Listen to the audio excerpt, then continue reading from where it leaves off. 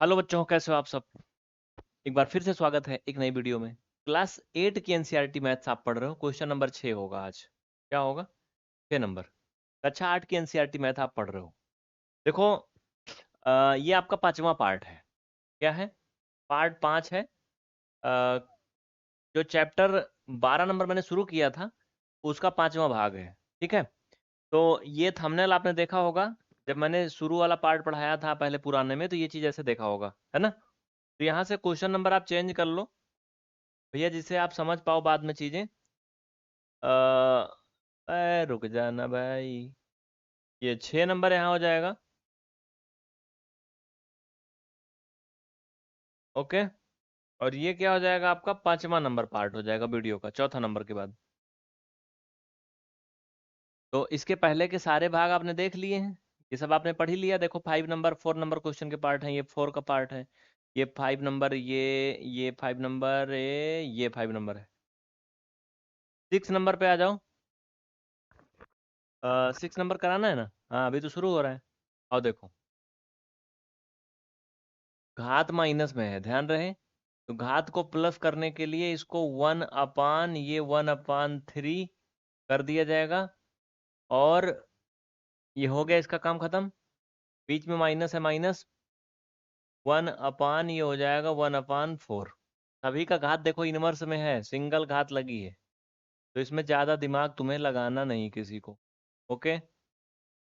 तो अब ये 1 × 3/1 हो जाएगा। देखो, भाग वाला मैटर जानते हो कि नहीं मेरे भाई? ध्यान से देखो, यहाँ प्यार से मोहब्बत के साथ देखो। क्या है कि अगर कहीं 1/3 डिवाइड बाई 5/7 लिखा है, तो ध्यान रखना, पहली वाली भिन्न को पहले पूरे इज्जत के साथ लिख लेते हैं, और फिर गुणा का चिन्ह लगा के दूसरी भिन्न को पलट देते हैं। तो 5/7 को 7/5 बना लेते हैं। ये भिन्न को भिन्न से भाग करने का तरीका है।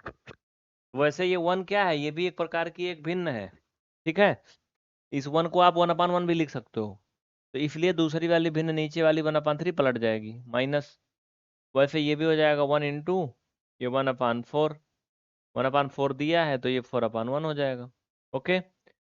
अब ये आपका हो गया मेरे भैया। अब एक चीज़ और ध्यान रखना। उका है, ई माइनस में दिया था ऊपर। क्या था? माइनस में था जो कुछ भी था। अब इनको घटाओगे, हल करोगे फाइनली। दिख रहा है ना? इनको थोड़ा छोटा करूं तो मजा आए, क्योंकि ये बहुत ज़्यादा फट जा रहा है ना एक में। ठीक है। तो भाई आओ, रुक जाओ यार दादा, तुम रुके रहो। ये मैंने इनको यहाँ से निकाला और ये छोटू कर दिया। इनको भी यहाँ से निकाला, ये इनको भी यहाँ से छोटू कर दिया। ओके। आओ, अब कुछ नहीं निकालूंगा।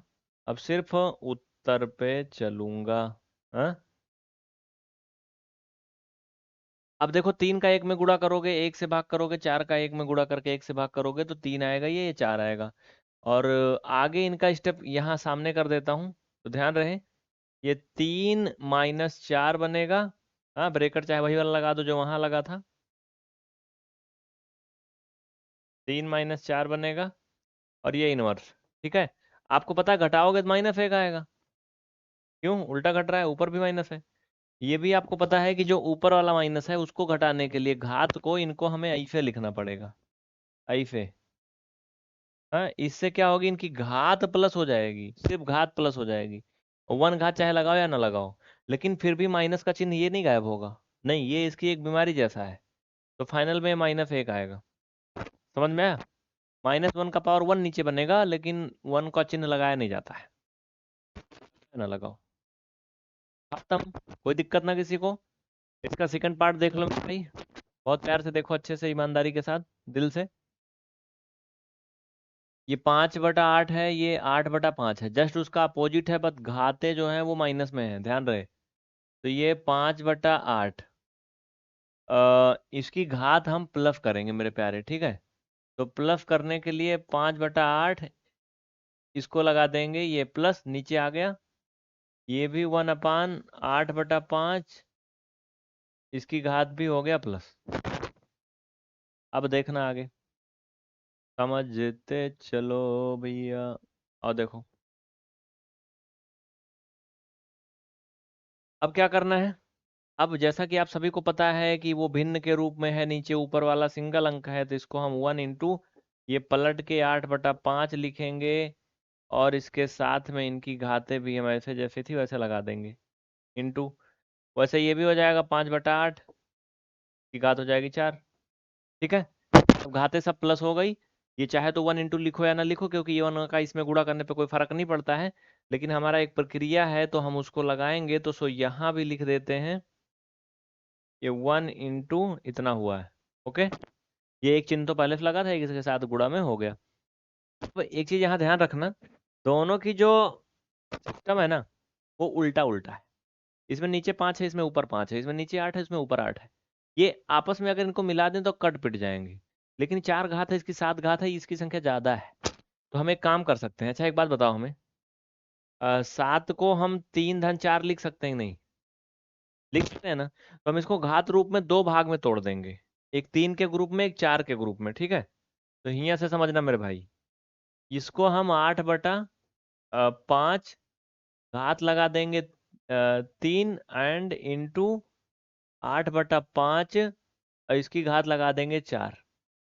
मतलब इसी 7 वाले को ही मैंने 2 जगह लिख दिया, इसमें तो कोई दिक्कत ना किसी को। जैसे देखो ऐसे, अगर a⁻7 लिखा है, इसको मैं a⁻5 इंटू a⁻2 लिख दूं तो इसमें कोई दिक्कत नहीं ना? क्यों?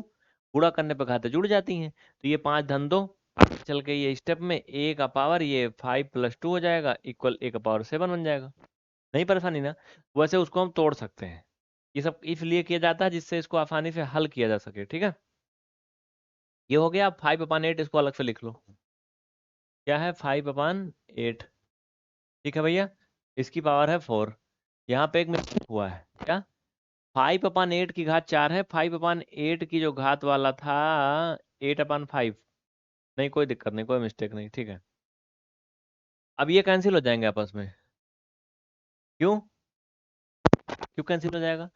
देखो ऊपर इसमें 8 है जो कि 4 बार है, 5 नीचे है 4 बार है, इसमें ऊपर 5 है। ये मतलब यही हुआ कि अगर इनको हम ऐसे लिखें, तुमको समझाने के लिए देखो बताना पड़ता मेरे भाई, ये 4 बार है ना, ये 5 भी कितनी बार है? 4 बार है। हाँ, ये तो मैंने अभी सिर्फ एक को खोला है, इधर वाले को। ऐसे उधर वाले को भी जो तुम खोलोगे तो 5 यहाँ पे कितनी बार आएगा? 4 बार आएगा प्यारे। ठीक है, वैसे 8 कितनी बार आएगा? 8 भी जो तुम ऐसे करेगा मेरे भैया तो ऐसे आएगा। इस तरीके से यहाँ 5 से 5 ही सारे कैंसिल हो जाएंगे, क्योंकि ये हर में है, ये अंश में है। ये 8 से 8 कैंसिल हो जाएंगे, क्योंकि ये अंश में है, ये हर में है। ठीक है, इस तरीके से वो हो जाएगा खत्म, जो मैंने काटा है ऊपर, कुछ नहीं बचेगा उसमें। तो अब 8 का घात 3 और 5 का घात 3 बचेगा। 8 का घात 3, 8 अट्ठे 64, अट्ठे 512 होता है। 5 का घात 3 मतलब 55, 25 पंचे 125 होता है। अब इसके अलावा इसमें कुछ भी पॉसिबल नहीं है, यही आंसर है। ठीक है, कुछ दिक्कत है मुझे बता दो। फिर भाई क्वेश्चन नंबर 6 कंप्लीट होता है। 6 के सारे पार्ट हो गए डन। क्वेश्चन नंबर 7, तो 7 भी बता दूं?